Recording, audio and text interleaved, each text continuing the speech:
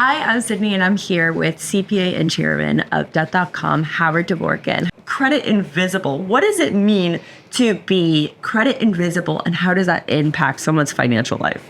So it's interesting. There's invisible. That seems spooky and mysterious. But really, to somebody that's lending somebody else money, they need to find a history on people and their financial history. And it's hard to lend somebody money when you have no prior history. And you have to ask yourself, are these people going to pay me back? Right. And people who are credit invisible, and believe me, there are people. I have a very good friend that buys everything in cash, has a debit card, never owned a credit card.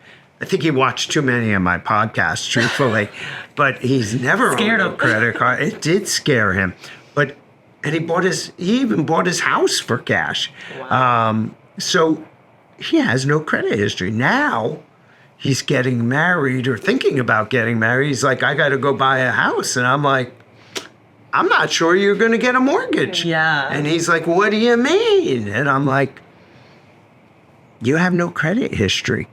And you did the right thing, but now it's going to come back and hurt you because you have no credit history, which unfortunately puts you in the risk category where if you had a credit history, you would get a low rate. But because you have no credit history and you're deemed a risk, it's going to put you as a risk, and the creditors may charge you more interest. So we've been saying that a lot of younger consumers, recent immigrants, and underserved communities are usually the ones that are likely to be more credit invisible. Why do you think it's this group of people that are more likely to be that way? Well, younger people, they just haven't been out there. They don't have the history of borrowing money and paying it back.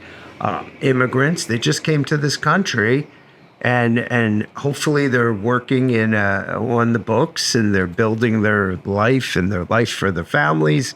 But again, they don't have a history. So people need to do certain things to make themselves visible. Mm-hmm. And whether that is starting out with a secured card to start to build credit, that's terrific.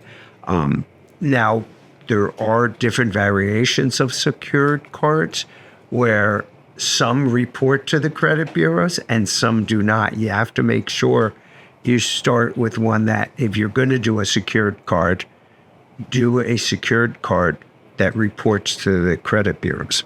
I always tell people, open up a store charge. It's very easy. The store wants you to borrow money, but never, ever carry a balance on a store card because the interest rate is really, really high. Right. And they charge a lot of money.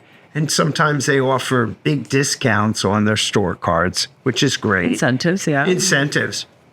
But it's all a trick because they want you to carry a balance and charge you 30% or more interest on those cards.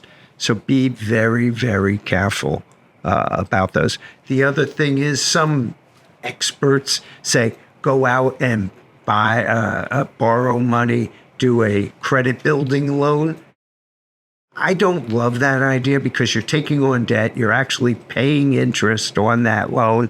And that doesn't make a lot of sense to me to pay extra. Right. I think you could accomplish this same.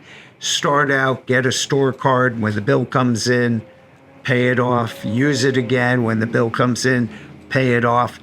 And within a few months, you can go out and get a traditional credit card through a bank and go from there.